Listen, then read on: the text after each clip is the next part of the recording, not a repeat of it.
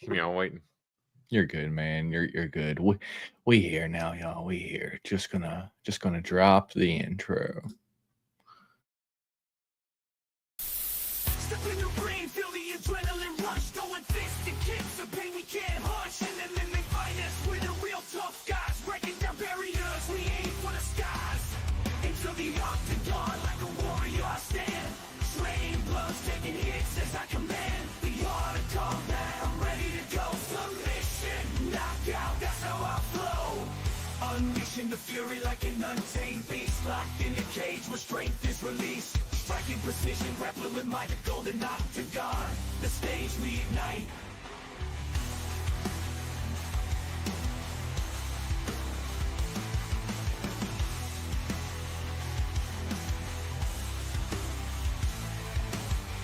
Unleashing the fury like an untamed beast. Locked in a cage where strength is released. Striking precision, grappling with my golden octagon. The stage we ignite.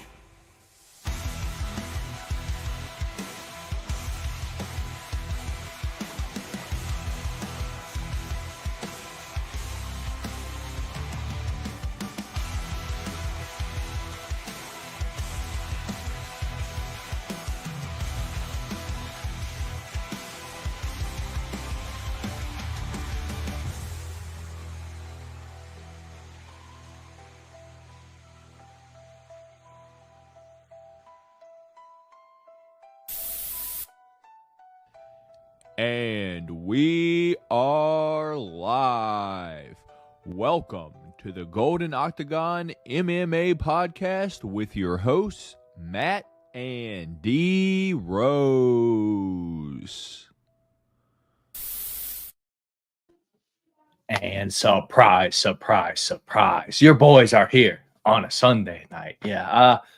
How y'all doing? Hope y'all's weekend was good. Yeah. My name is Matt. D Rose is on that side of the screen. Welcome to the Golden Octagon MMA Podcast number 160 here on a Sunday night. We usually do this on Wednesday nights before the fights, but there's no fights this upcoming weekend, so we figured we'd come here. D Rose had today off, but still got a family, so still not completely free. So we come here tonight, going to recap last night's card, going to talk about some news that did come out this past week after the podcast. And then we got a little bit of a good announcement here on the channel. Been getting asked for merch for a while now. The Golden Octagon store is now live, and we'll go through it. We'll talk about it. But yeah, shout out to all of y'all who've been asking for merch. It's live now. Feel free to go do your thing. I would greatly appreciate that. Help out the channel a ton. But before we get into all that, D Rose, how you been over the past few days, my guy? Did you enjoy the fights last night? Yeah, it was actually a really good night of fights. I'll say, we were pretty critical about the card coming in, and rightfully so. I mean, not a lot of high name matchups, and not a lot as far as storylines moving forward. And you can even still say that's still a fact right now that there's not a lot of the storylines moving forward. But just for a night of fights, I couldn't complain with it. It was a good night. I basically ended up breaking even on my bets. I basically most of them busted out in the prelims, and then right before the main card started, I basically picked all the favorites to win in a parlay, and they all won. So ended up cashing. So that wasn't that wasn't too crazy.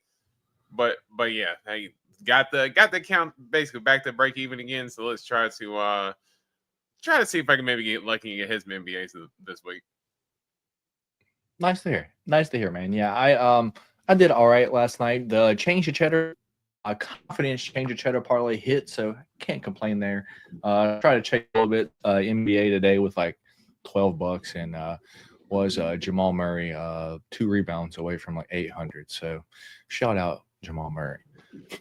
For always blessing your heart. Yeah, dude, he's just good at it. But he's been sick, so I get it. And speaking of my change cheddar parlay, the confidence one did cashed right here. It was. This is kind of a perfect lead into cheddar confidence parlay hits, but I'll leave out the news of Rodolfo Bellato, what happens that until the news segment. But before we do all that, let's get into the chat real quick. We got Antoine in here. We got a lot of people in here for being Sunday night, D-Rose. We got Antoine in here. What's going on, Antoine? We got Lush in here. We got Austin in here. Lush saying what's Austin. Yeah, look at you guys. I appreciate you guys for stopping by here on Sunday night. You guys must not have really anything going on tonight. It's never know that we're coming. We got Lush asking where we're at. We got Dave in here. Look at this. Do I have my days? It's Sunday night. Yeah, most people got Sunday off, man. So yeah, people got to be kickback chilling. So what else better to do than listen to the boys? Fair enough. Do I have my days messed up here? No call, no show.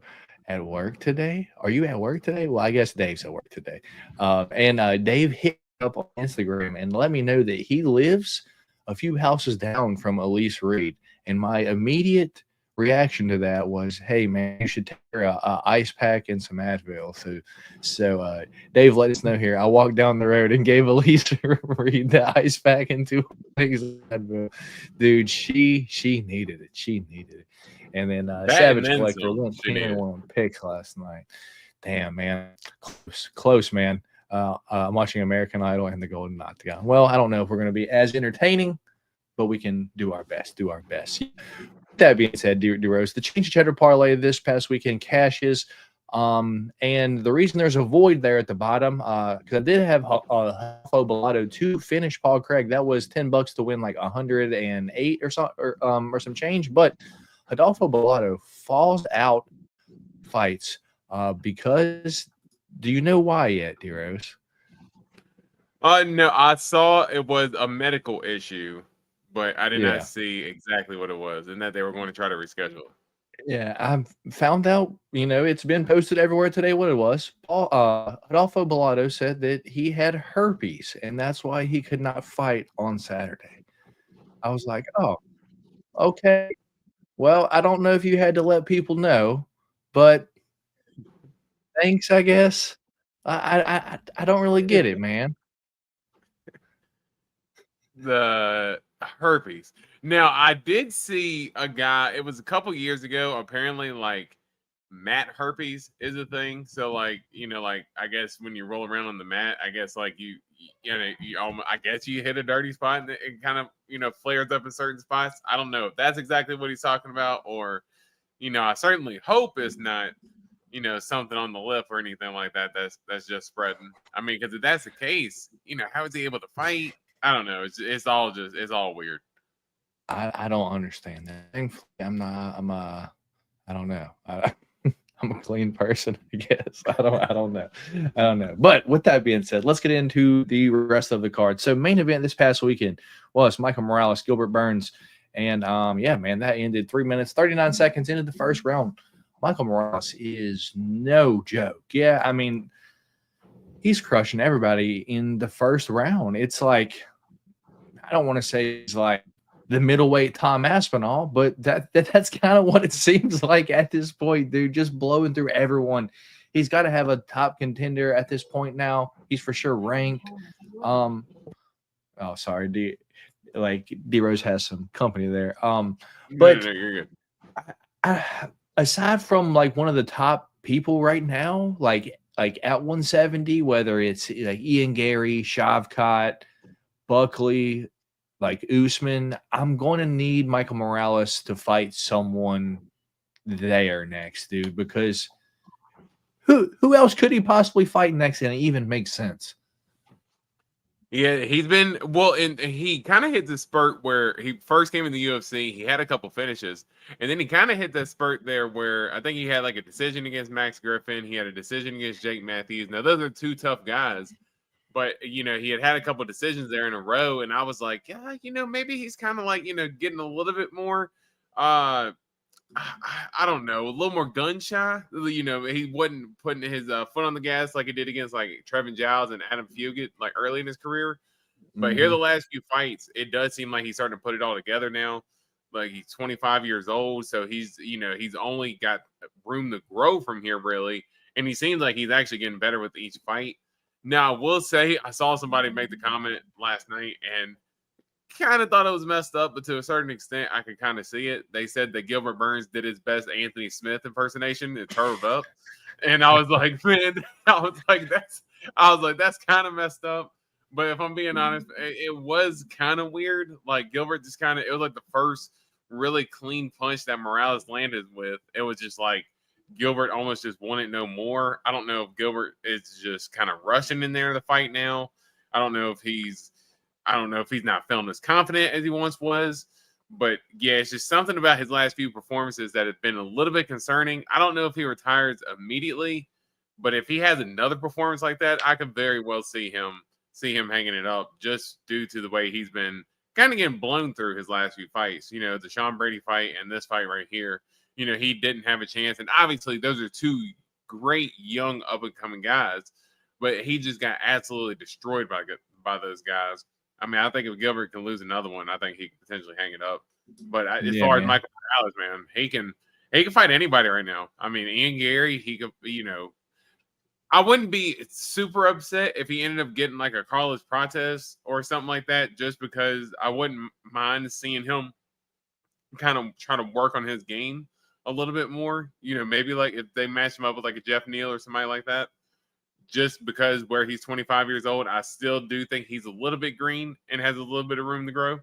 But overall, man, he's a savage, man, and welterweight's a freaking shark fest. Stacked right now, dude. Yeah, stacked. The best it's looked in years, man, years. Because it's usually been like one good person at the top, and then okay people in the rest of the division. Right now, it's like 170 is killers, man, killers. We got Bro Jogan in here. Morales is the real deal. I agree. Moving on down, co-main event, D-Rose.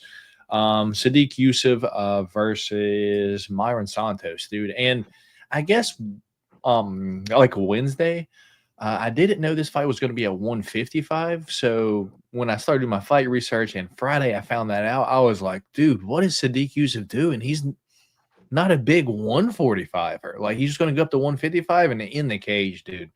It made so much difference. Myron Santos' jab was just so much heavier.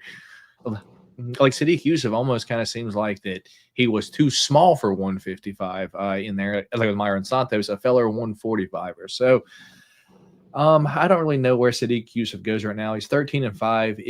If he loses one more, dude, they might cut him. But Myron Santos, 17-1 overall, dude. Maybe got a unnecessary win in his last fight, but I believe this decision was well deserved. What's your thoughts on Myron Santos, Sadiq Yusuf?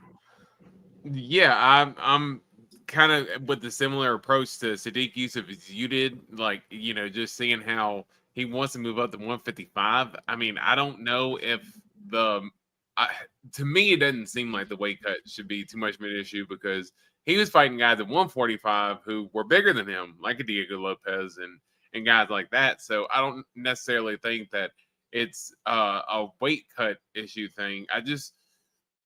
He's a fun fighter. He does get hit a lot. And that was kind of my thing going into this fight is that he's very plotty with his footwork. I mean, he is a fun fighter. He's willing to take one and give one. He's got pretty good power, but he doesn't have that great of setups. And he just kind of just walks forward and just tries to find the perfect shot where you know, some guys, and he's not a big combination thrower either. You know, he's kind of just, you know, looking for the one shot where, you know, somebody can kind of put some combos together, you know, and especially throw some leg kicks too. You know, he was getting snapped off with them leg kicks. He's just so heavy on his front foot, you know, just because he's trying to look for a kill shot every time. And, you know, Sadiq Yusuf puts on great fights, but, you know, I think he's hit his ceiling at this point in the UFC. So I wouldn't be surprised to see him kind of get matched up with all the young up-and-comers just to try to be kind of like that gatekeeper role for Sadiq Yusuf. And for Myron Santos, I thought it was a good bounce-back performance considering, like you said, that Francis Marshall fight, he might have got gifted that win, you know, in the end. But I still do think overall, you know, he's got a lot of talent. And, you know, he's only got room to grow as well. I know he's 17-1, but just not – I don't think a lot of high-level experience. So I think fighting guys like, you know, Sadiq Yusuf and, you know, guys like that, you know, Francis Marshall, it's only going to help him get better as he moves forward. Fair enough. Fair enough. Moving on down, feature fight of the night: Dustin Stolfus and their Sultan Rizabova, dude. Man, I know the judges gave that unanimous decision to Sultan, dude, but he was not landing many of the dude. He was throwing so much and like landing like 1/5 of his punches, dude. And every single time Dustin Stolfus got him down, dude, I was just clapping. I was so happy because I did pick Dustin Stolfus to win that fight because I was confident that he was tough enough to outlast that first round, and I knew that Nursultan gasses past the first, dude. Looks like he does have the conditioning to go all three at 185, but man, he still didn't look good. And I personally thought that fight was closer than what the judges gave it, but I did have my money on Dustin Stolfus there. What's your thoughts on their Nursultan Rizabova decision win for the third time in his 35 fight career? This is his third decision win. Yeah, that's actually a crazy stat. I mean, I will give Nursultan credit. It did look like he was still trying to go for the finish there, even late in the fight. I thought the fight was very close. I thought first round Nursultan. I thought second round Dustin Stolfus, and I thought the third round was Nursultan for 29-28 for me personally. That was how I felt about it. I thought Dustin Stolfus, even though he was getting the takedown in certain situations, he wasn't able to do a lot with it to where Nursultan was able to defensively stay safe, not really get put in too many bad positions as far as submission-wise, and was able to get back up to his feet and then kind of implement the pressure where I don't think Stolfus really had anything for Nursultan on the feet. When Nursultan was able to really put that pressure on there to kind of put a stamp on the fight. But I do think that there's something just missing about Nursultan Ruzaboyev's game. I think he's solid. There's a lot missing, dude. All he has is a right hand, dude. That's the only thing that he has, a right straight. Yeah. Even though he's got so many fights, he looks almost a little green to a certain extent. Like you can tell he's been matched up against a lot of guys who fold pretty easy, and he's starting to see guys who are able to give him a little bit of resistance. Yeah, he's a big dude. Even at 185, he's big. So, dude, him trying to cut to 170 was absolutely crazy. But yeah, dude, he's a big guy, big power, and he's getting better each fight. So he's definitely got room to grow in the UFC. I don't know about legit just yet, but he's solid. Yeah, I don't think he's that good, man. Clint from the Die Hard MMA podcast calls him Fraud Zaboev because that's how fake of a fighter he is, dude. Yeah. Anyway, moving on down. I like that. Ezekiel Costa versus Juicy J, Julian Erosa, dude. This was probably fight of the night. Yeah, this was a fun fight. I got Ezekiel Costa cleanly winning this first two rounds, and then, dude, I needed Ezekiel Costa finish. Not gonna lie. I had it in a few parlays and he didn't get it, so I was a little upset. But man, he was tagging Juicy J up so much. I thought at any point he could knock him out. And then it was like in the third round, Julian Erosa tucked his chin and came down, just firing all the heat that he had left. And I think Juicy J will win the third round. But Ezekiel Costa wins via decision. Fun fight though. Thoughts on this one? Yeah, and for Milk Costa too, for him to come out and this is his third fight this year already, and to have three pretty impressive wins, to be able to turn around that quickly against Julian Erosa, who Julian Erosa himself has also taken a pretty quick turnaround. I think he fought just like a month ago or so against Darren Elkins. Now he smoked Darren Elkins. Big difference. Yeah, he didn't take much damage, but exactly that is this isn't Darren Elkins. This is Milk Coffee. Milk Coffee. Is that what his nickname is? Milk Coffee. Yeah. Coffee. I couldn't remember what it was, but yeah, Milk Costa, man, he's legit, dude. I do. I think he's good. I do think that him taking that third fight in probably 3 months or so.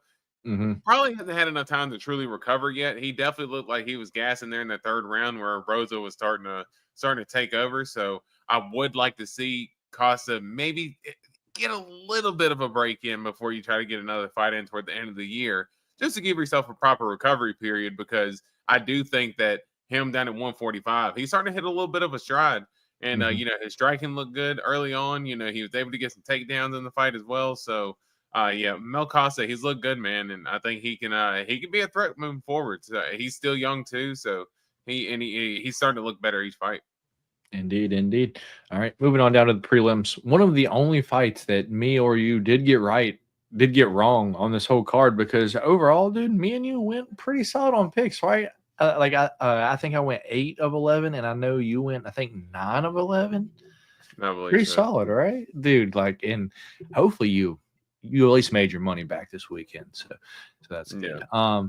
With that being said, Gabe Green does submit Matthias Camillo in the second round. How'd you like that? Gabe Green was pretty big down at 155.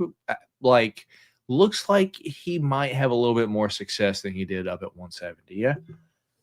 Yeah, well, and you can clearly see the size difference. I mean, just think about this: that Gabe Green fought Ian Gary. Like the size difference in that fight was just absolutely insane. Just watch, it looked like it was 3 weight class differences between the two, and I'm sure that Gabe Green's strength can play a big result in going down a weight class as well, down to 155.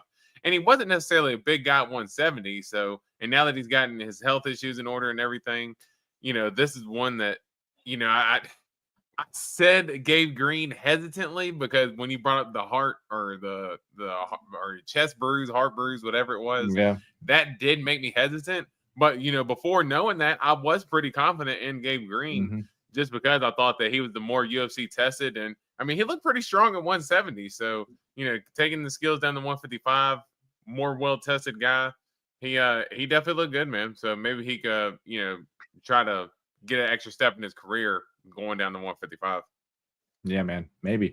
Moving on down, Jared Gordon snoozes Thiago Moises in the second round, dude. And dude, Thiago clearly won the first round, looked good doing so, cut up Jared Gordon, and then came out in the second, dude, and got absolutely smoked, flatlined, fisted, if you will. What's your thoughts on Jared Gordon, Thiago Moises? I mean, that was a performance that I know Jared Gordon has been dying to get, just because he's been on the wrong end of, a couple different scenarios. The Paddy Pimblett fight, where a lot of people thought he won, but he ended up getting the loss. And then he had which it was ruled no contest, but the headbutt against Bobby Green. So that ended up happening.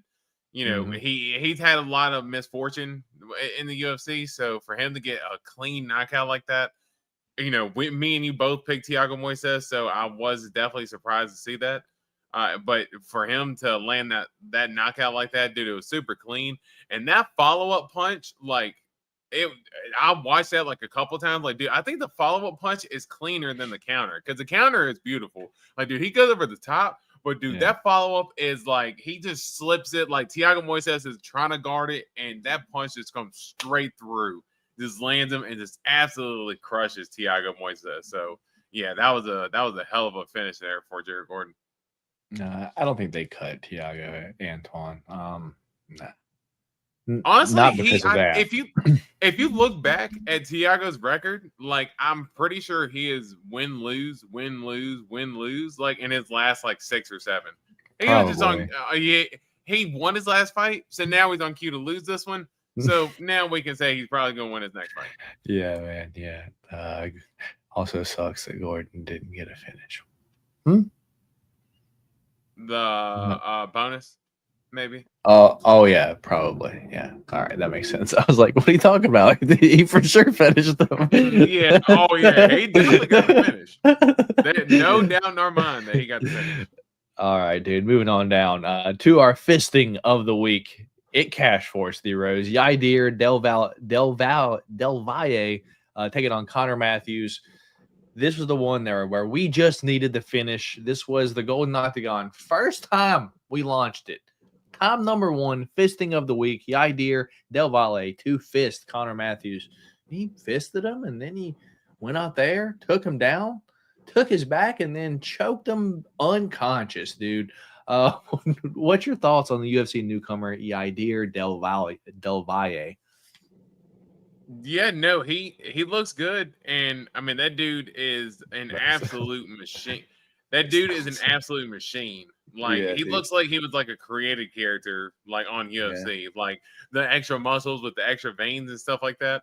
But to be fair, hey, I did call because I was surprised that you thought that Connor Matthews was going to last. That's why I was like, dude, he's Well, taking as you see, like he was able to absorb a little bit of the punches, which Connor Matthews can, which made me think that if he don't try to take him down, then I think he'll last till the second round before he gets knocked out.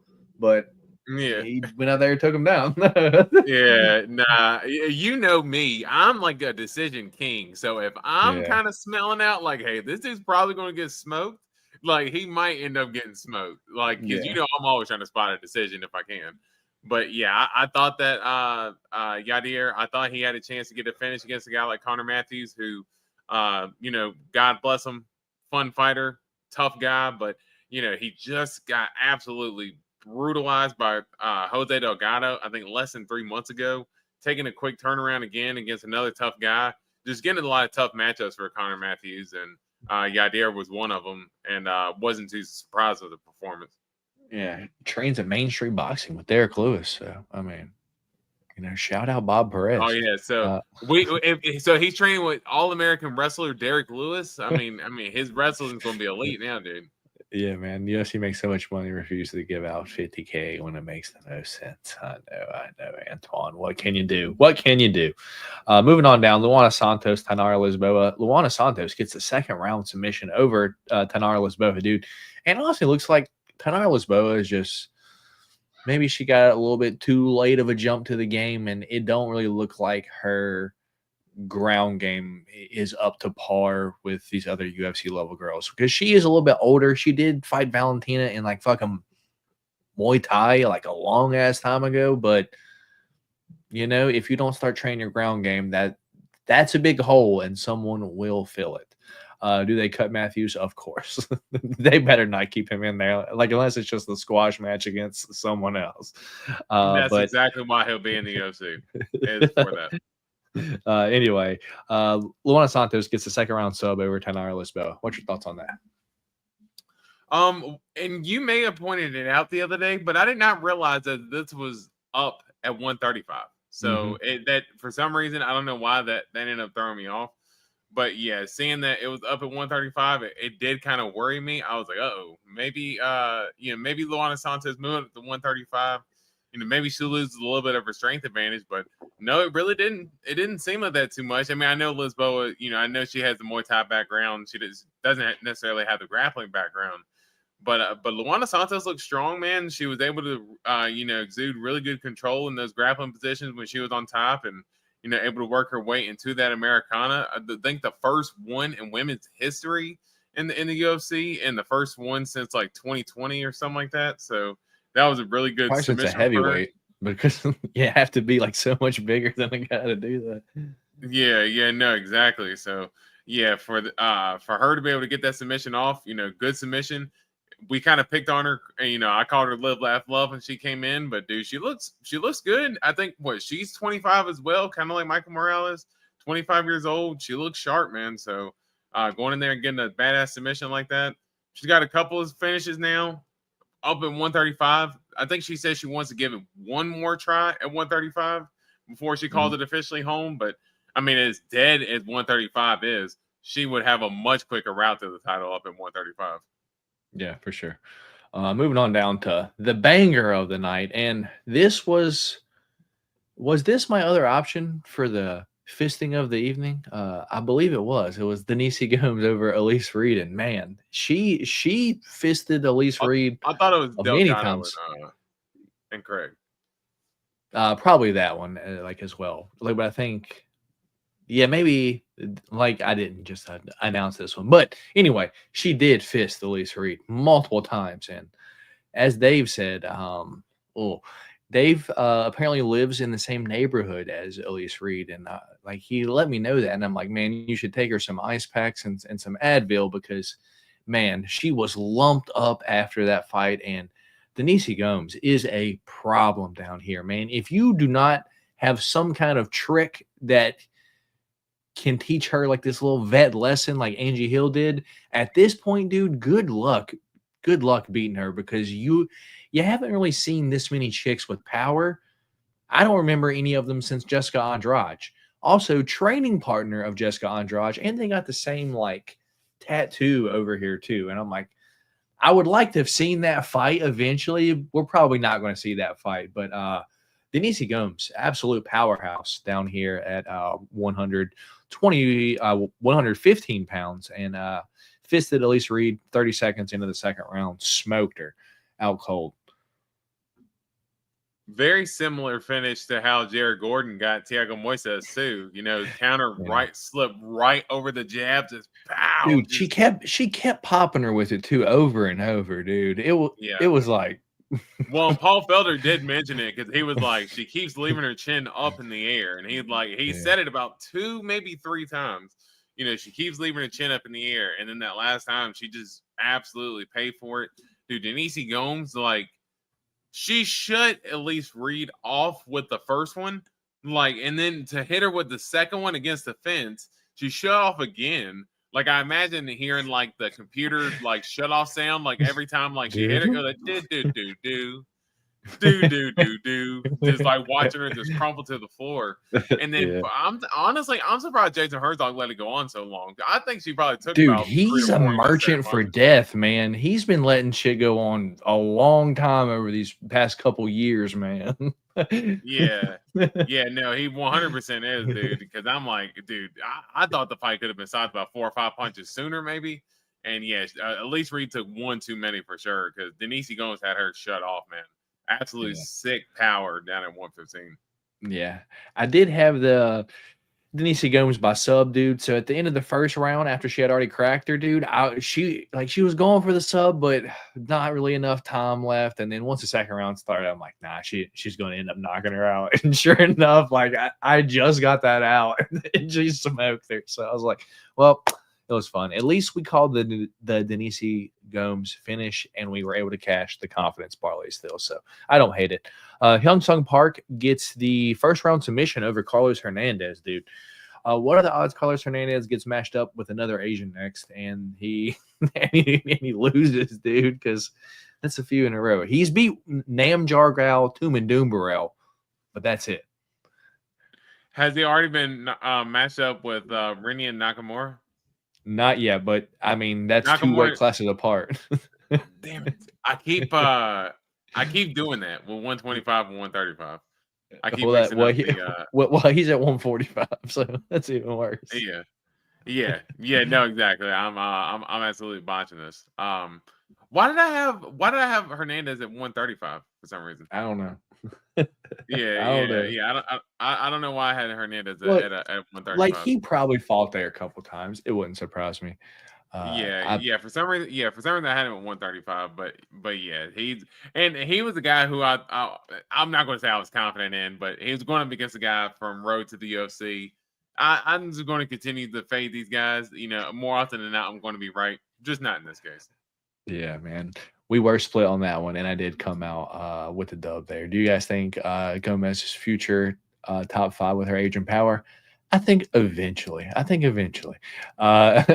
the new Mario Yamasaki, was Herzog the ref during the green incident? No, I think that was it Keith Peterson or Kerry Hatley there? One of them two. Maybe Kerry Hatley. That sounds right. Yeah. And D-Rose needs a father. D-Rose. All right, Dave. First fight of the night, Tisha Pennington. Tisha Pennington taking on Luana Pinheiro, dude. Tisha does win via decision, but I call bullshit, dude. I had Luana Pinheiro bet via split decision at plus 1,200, dude. And I know that shit cashed. Dude. If I could go see those judges' fucking scorecards, I know one had it one way, one had it the other way, and fucking Luana Pinheiro won that damn fight. I don't care what anyone says. Did you watch this fight at all? And if you did, what were your thoughts on the decision? I call bullshit. Wasn't even split. Yeah, I'm not gonna lie. I only watched like the first couple minutes of it. I didn't. I was a little bit busy, so where the car started a little bit early, I did miss most of this fight. Yeah. Well, just to give you a little indication, like midway through the third round, the odds were 115 apiece. And somehow it ended up going unanimous decision, fucking Tisha Torres, dude. I was like, man, every time I have one of these big ass split decision props, I never cash that shit. I've only cashed like one. I think I cashed one before betting was actually legal, and it was Henry versus DJ. And then I cashed one when it was legal. It was split decision Aljo versus Peter Yan for the second time. And that's the only 2 times I was ever able to cash him, dude. I swear I should have cashed this shit this past weekend. We got Antoine saying Tisha was emotional at a point asking for a ranked fight. Do y'all think she gets one since she's a veteran? Dude, I think Tisha's really moving a lot slower than what she used to look. Still can't stop a takedown. And yeah, man, I don't know. What surprises me is that she's never fought for a title, I guess, being in the UFC as long as she is. It surprised me that she's never even got a title shot. How about you? No, it's not too surprising because I think whenever she's gotten matched up with like the top girls, is that she's always managed to kind of not be able to really get over the hump. So the wild part is like she has a win over Rose and Carla. Both champions 2 times each.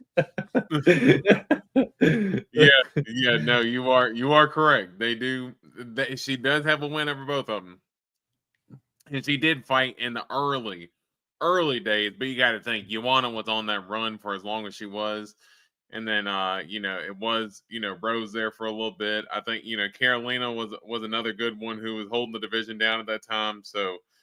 Every single time that Tisha got matched up to the top, she always just felt just a little bit short, and then always try to build herself back up.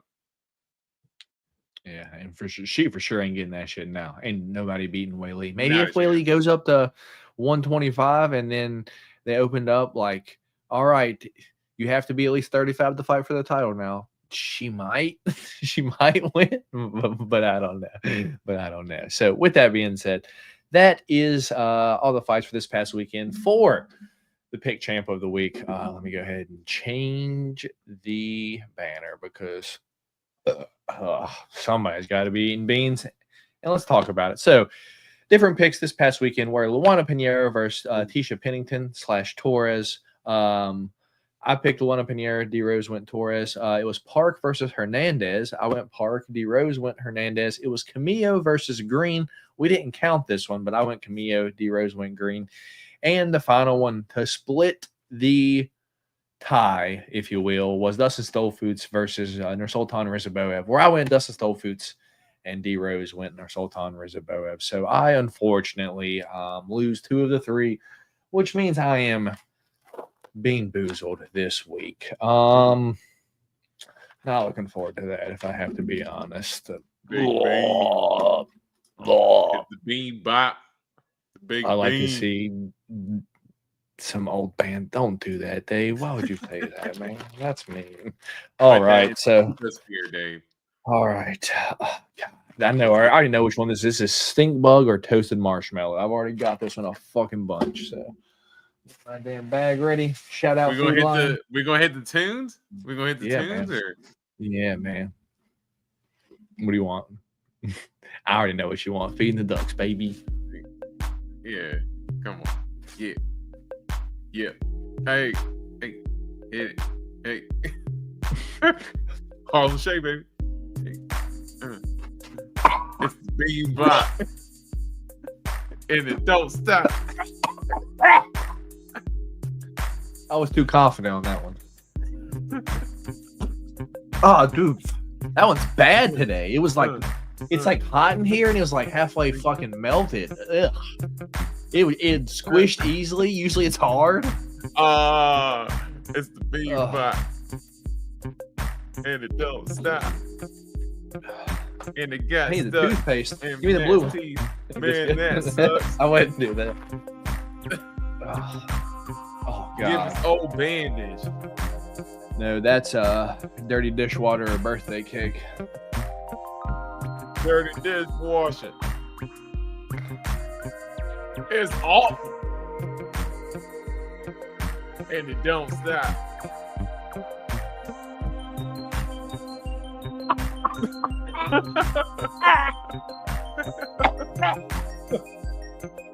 It's the bean bop. And it don't stop.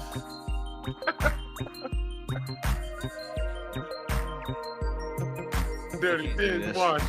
It's awful. Dude, it tastes like soap. Trash. Absolutely ass. Disgusting.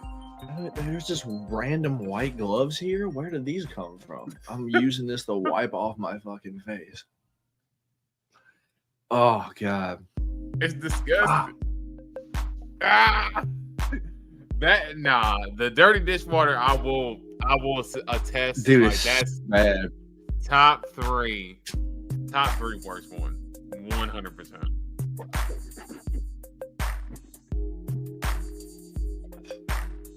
So bad, dude. All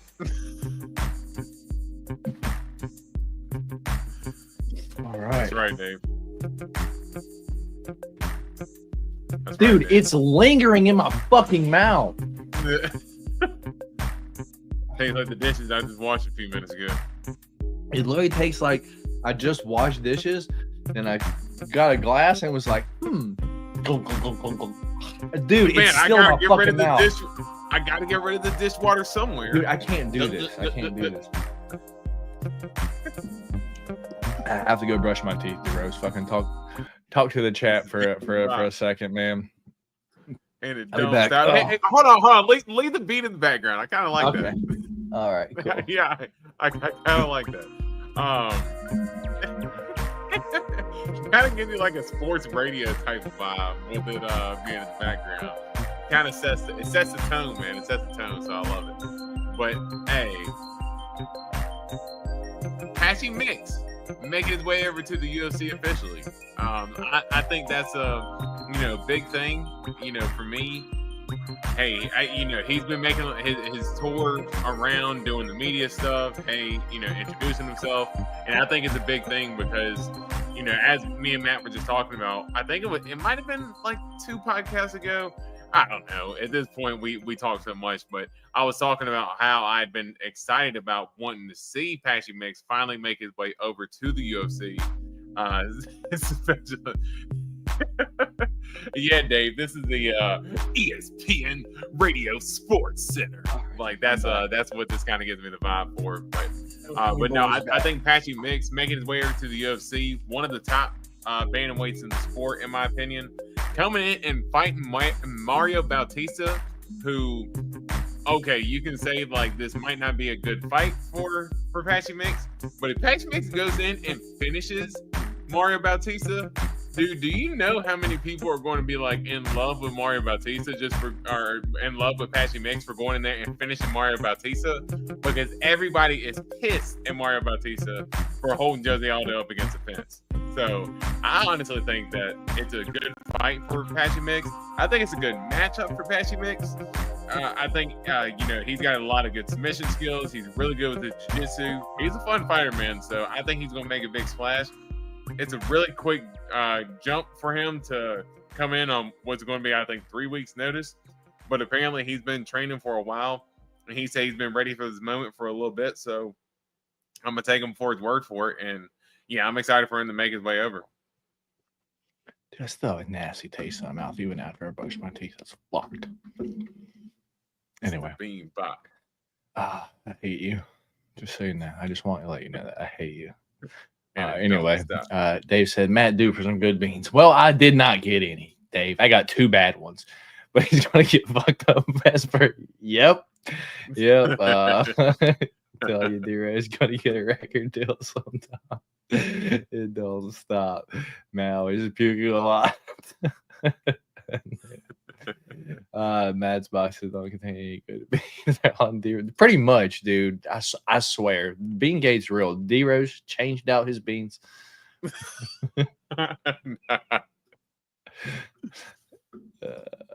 D-Rose. Nah, y'all wildin'. Sports Center Being edition, not a which thing. I feel Got like right here. that's a good segue, D-Rose. That's a good segue. Let's move on to fun part while we got you guys still here. Let's let you guys know about the Golden Octagon store. The Golden Octagon .store is live. So D-Rose hasn't seen all the merch on there yet. So this is a perfect moment to share it with D-Rose. So first time I've ever done a website, so cut your boy some slack. I know it's not too fancy or anything like that, but you go over to the Golden Octagon .store. This is what you'll run into. It also works on your phones as well. But so far, this is all the merch that we got here loaded up. Some options for you guys. I've spent like the last week using my brain as much as I could, and some help from our guy Lush Maine. So our first T-shirt is pretty much the one that you see me and D-Rose wear from time to time, but with a little twist on it. We got the black one here, and then I actually prefer the yellow one, if I'm going to be honest with you guys. Shout out to our model here. I don't know who that guy is, but maybe once I get some of the merch in hand, me and D-Rose will take some photos with it and actually do our own photos. So that's what the back of the shirt looks like. It's a TGO X Lush. So shout out Lush Maine in the chat. There we go. Shout out Lush Maine, because he did create the front of it, and then I got him to like sign the back of it. So that's what the back of the shirt looks like, and that does come in black and yellow, both of them. So if you guys don't want the yellow, there is a black there as well. And then let's see what else we got on here. I know Dave requested this one specifically. This one is titled Matt, Della, and D-Law Aren't Real. So that's what the front of the shirt looks like. It's Matt, Della, and D-Law. So from UFC 315. And then on the back of the shirt, it's got a funny little saying. You can start reading it right here. Matt, Della, and D-Law aren't real. They can't hurt you. With the TGO in the middle. Pretty funny shirt, if you ask me. Once again, there's our cool model wearing it. Let's see what else we got on here. We got the rose versus the glasses. For everyone that's a fan of the Eat the Bean segment here on the channel, the glasses is me, and the rose is obviously D-Rose. So that's what the front of the shirt looks like. Nothing too crazy.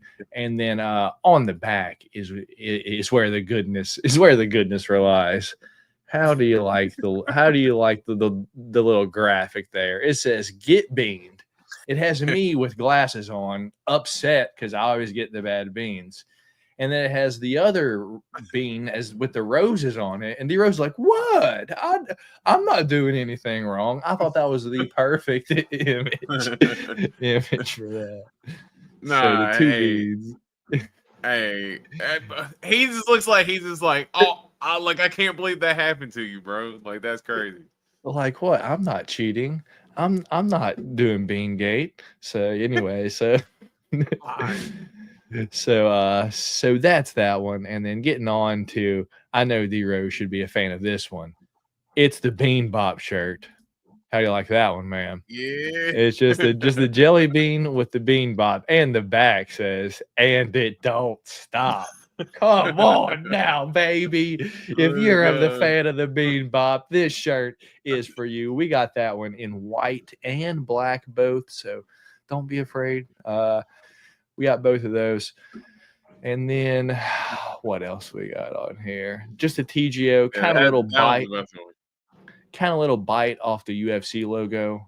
We got that one in white and black. That one don't have a back picture, but that one's white and black. That one's a little bit cheaper, just because it was cheaper to design and make and put on there. And then we got a couple hats with the TGO on there. And then the first shirt that I did make was right here. This was kind of like the original one that I make, just the store logo, or just the just the channel logo on there. Nothing too crazy. And then on the back, it does say, at the end of the day, it's a fist fight and anything can happen, with the little octagon there and the TGO. That was the first one that I made. So nothing too crazy, but I truly appreciate you guys. Any of you guys that do go get some merch off here. If you do want to see something specifically on here, please don't be afraid to let me know. I will try to get something up here for you guys. If you want to see some specific merch, I'm doing what I can, honestly, to use my brain and my artistic skills as much as I can to get all this done. But sometimes my brain doesn't want to work well, and my artistic skills don't want to work well, so it just don't turn out good sometimes, but sometimes it turns out good. So with that being said, the Golden Octagon store is live. Go check it out if you would like some merch. The link is in the pinned comment and in the description. So yeah, shout out all of y'all for being fans here on the channel. Thoughts on the store, D-Rose, as a whole? Yeah, I'm waiting on those Beanbop shirts to start flying off the shelves. Yeah. You think so? You think they're flying off? I'm waiting on that, dude, because and it don't stop. Yeah, that's definitely, like you said, whoever's a fan of the Beanbop, that's definitely got to be one that I think's got to hit home. But no, I'm definitely excited, man. And I'm go ahead to cop me one too, just so we can have the merch, support the merch. And yeah, y'all go, y'all want to support the show, support the channel. Yeah, go support the website, the Golden Octagon store. Hell yeah, dude. That's dope, man. I love the designs. Hell yeah, I appreciate it, man. I appreciate it. We got Dave says I need some D-Rose teeth shirt. Imagine you with like one of those big characters with the chompers, dude. That could be something that I get on the store. That could be something. Anyway, we got Lush. You guys seem to be happy. Okay, cool. Really happy for you guys. Keep growing every year, every month. Really, shout out you, Antoine. People like you that help us keep growing, man. We got Lush saying it's so perfect, honestly. All right, nice. Did you hear as a key boy would be a dope shirt? He come to the dark side instead of selling keys. Now he steals them. Nate likes the merch. That's what's up. I appreciate it. I'll make a few more deposits to you. I appreciate it, Lush. I appreciate it, brother. So with that being said, that is the fun part of what I had planned. So let's get into the UFC fight news and announcements. And D-Rose, I heard you kind of talking about it when I went away. I know that last podcast we saw that Patchy Mix was likely to sign to the UFC. However, we were talking about it, and I asked you if we could see him on International Fight Week, and you said that sounded a little bit too early. And then right after the podcast ended, the news came out that Chito Vera was out versus Mario Bautista, and Patchy Mix was stepping in to take his place. Not at International Fight Week. It's in 2 weeks against, or I guess 2 or 3 weeks against Mario Bautista. That is going to be his first UFC fight. So I heard you talking about it a little bit. Is there anything that you didn't really touch on, or I guess? Well, I think really just that, I think it's a good matchup for Patchy Mix. The only thing I'll say is that I think with the division, there's a chance that if Merab goes in and beats Sean O'Malley again, that hopefully Corey Sandhagen gets it, but there's a chance Peter Yan could get it, and there's a chance that the Merab can get caught in this thing to where he just keeps getting rematch after rematch after rematch. I'd almost want to see Patchy Mix get a title shot right away.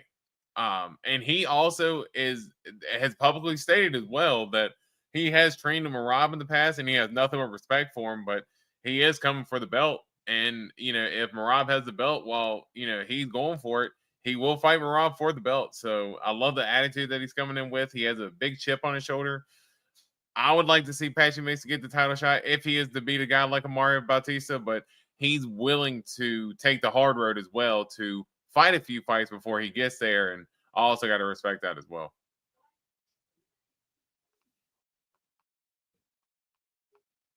Oh, you're on mute. I'm muted. Yep.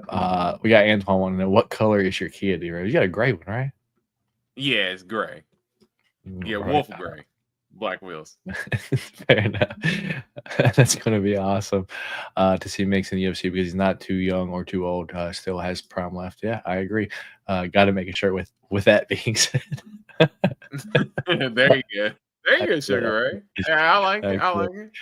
How much longer does Apache have? Prime 32? He's got a few years still. He's got a few years. Aren't they, Auger? I don't know. All right. Moving on. D Rose, you got cut from the UFC, man. What happened? Yeah, I decided to move my future with selling Kias instead, man. I just, just too much to juggle between, fighting professionally and selling professionally, and a lot more physical damage taken on in the fight game. So I had to take a step away. Hey, I understand. Conor McGregor is ready to get back in the test. So he's not in the testing pool? Wait, if he tested, man, I hate this. What are we doing? Yeah, I'm not. I'm very confident he never makes a return again in the UFC. Like I could see him like the UFC eventually. Like he either rides out his contract to where he ends up getting out of the UFC, or the UFC just finally just grants him a release or something like that, and then he ends up taking like these wonky type like boxing type fights. But I'm very confident we don't see him in the UFC again. Yeah.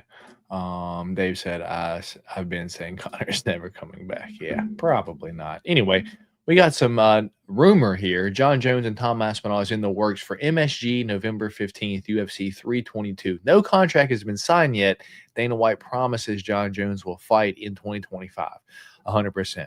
But did he promise he was going to fight Tom Aspinall? That's the question, dude, because truly I could see Alex versus John before I see John versus Tom. What's your thoughts on that?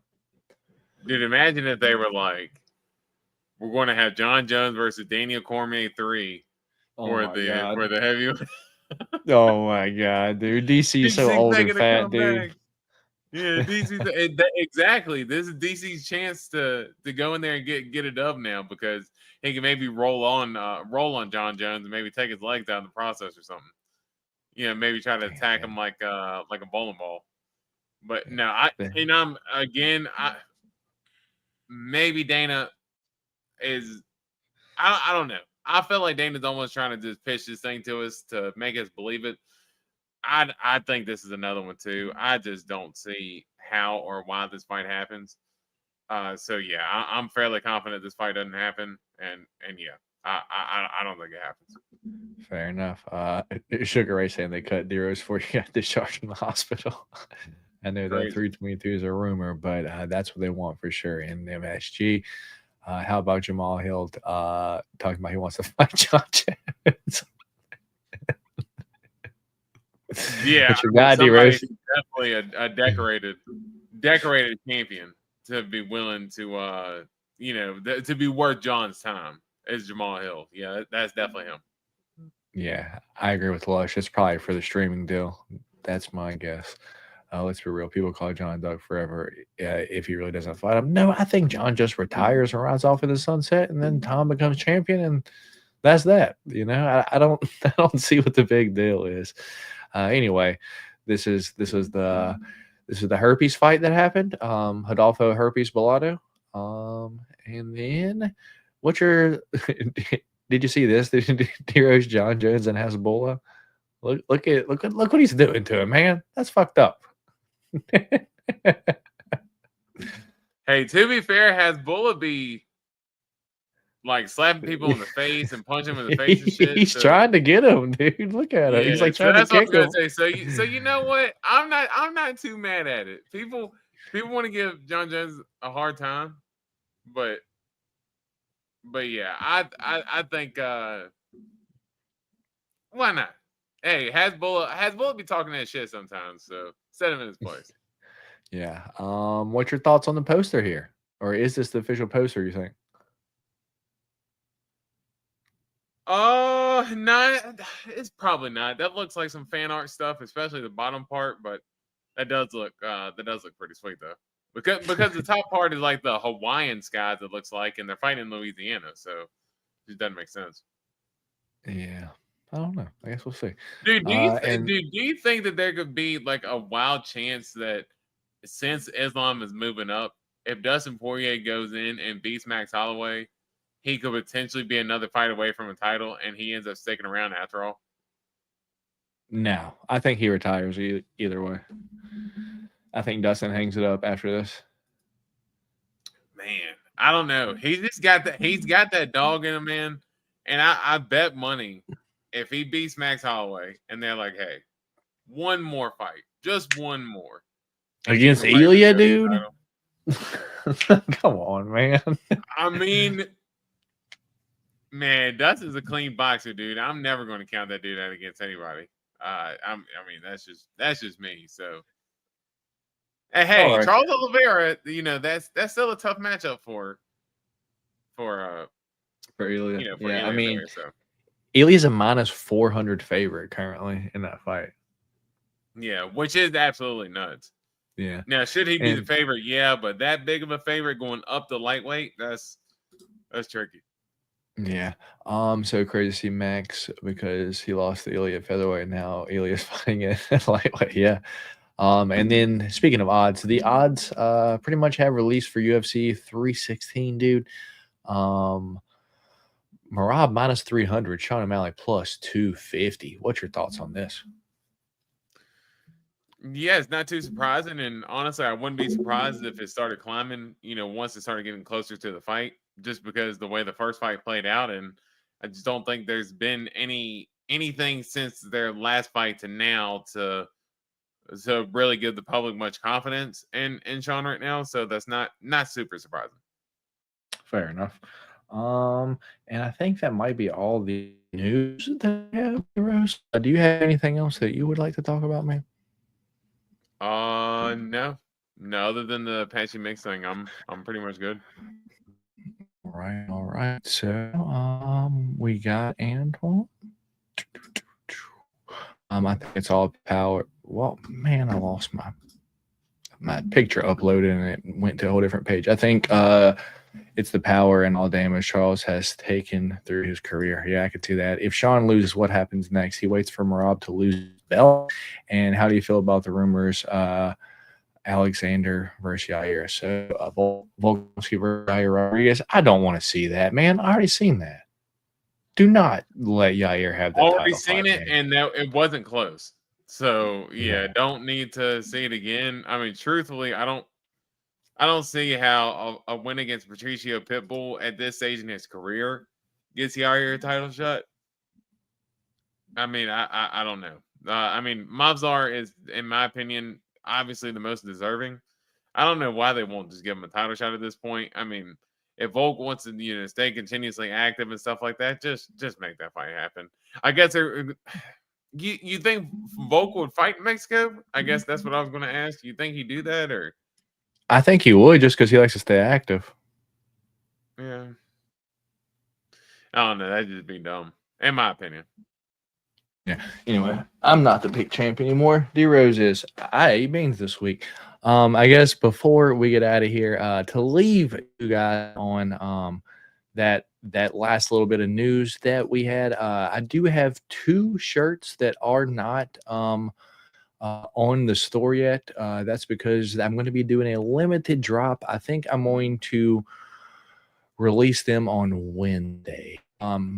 But keep an eye out on Instagram and here on the channel. I will be letting you guys know when exactly those come out. But since you guys are still here, I'll give you a little preview of the cool shirts. So it's kind of like a little I grew up watching WWF at the time, and they're kind of like Stone Cold Steve Austin 316 inspired shirts.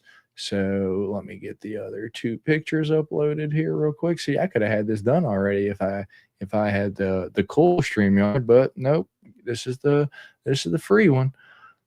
Maybe if I sell a few shirts, I can pay for the good StreamYard again. Anyway, present an image file. Here we go. So That's 2 dope. shirts. I believe I'm going to be dropping on the store on Wednesday. The Sugar 316. This is the back of it. This is the front of it. And these are specifically the Shockaware shirts. So they're pretty solid quality. They are going to be, I think $40 on the site. So a little bit more expensive, but that's because it cost me $25 to even make that one. And then this is the Marab or the Machine 316. What's your thought on those, D-Rose? The Sugar 316 and the Machine 316. Yeah, those are dope, and I think that looks dope on the Marab one too, with the wig, and then seeing the skull look come in like that. So he almost looks like a Mortal Kombat character a little bit. So I like the I like they the are look there. That's badass. They are inspired because it's UFC 316. You know, Austin 316 says I just whooped your ass. I did the Sugar 316 and the Machine 316 because it is for UFC 316. So I'll probably have these available for 1 week only. They will be limited availability. Probably going to do it this upcoming Wednesday to next Wednesday. That way everyone that wants one can get it ordered. It'll be printed and shipped to you by the time UFC 316 happens. Because the worst thing for me personally is when I order a shirt for a fight and the shirt's not there yet. That pisses me off like none other, dude. Like none other. So with that being said, these, I think I'm going to launch them Wednesday and will be available until next Wednesday. That way everyone can order them, and then going to close it down, and then it'll give you everyone like 10 days for you to ship out and get to you. That you'll have it by UFC 316. Yeah, so I hope you guys like those. Those are going to be limited edition exclusive ones here on the channel. So appreciate all of you. Also, if Islam wins the welterweight belt, oh man, that's a lot to get into, Antoine. I'm not sure what this says, Dave, and that's the bottom line because TGO says so. Hell yeah. Right. All right, Rose. That's it that I have for the show today. We got Johnny Longcord. What's up, man? What's up? We're about to get out of here, so feel free to rewind, my guy. Feel free to rewind. All right, D-Rose. Anything before we get out of here, man, or are you good to go? No, sir. Good podcast. Pick Champ, welcome back. Also, last time it was Carlos Leal, not Carlos Vera. Carlos Leal knuckled up Alex Moreno. I know it wasn't Carlos. So that's why when you said that, I was like, you know what? Yeah, it sounds right. Yeah, all right. We got Antoine saying thanks for the pod. Appreciate you stopping by here tonight, Antoine. Truly. All right. So with that being said, if y'all haven't already, do us a favor, hit that thumbs up button on y'all's way out. Me and D-Rose are here, a special Sunday night edition of the Golden Octagon MMA Podcast. We're not going to be here Wednesday because there's no upcoming fights this weekend. So we'll catch you guys next Wednesday, 8:30 p.m. Eastern Standard Time, right here on the Golden Octagon MMA Podcast. Until then, go get you some TheGoldenOctagon.store merch. You know, help the channel out. With that being said, my name is Matt, D-Rose on that side of the screen. We appreciate y'all for stopping by, and we'll catch you guys in a couple weeks. Peace.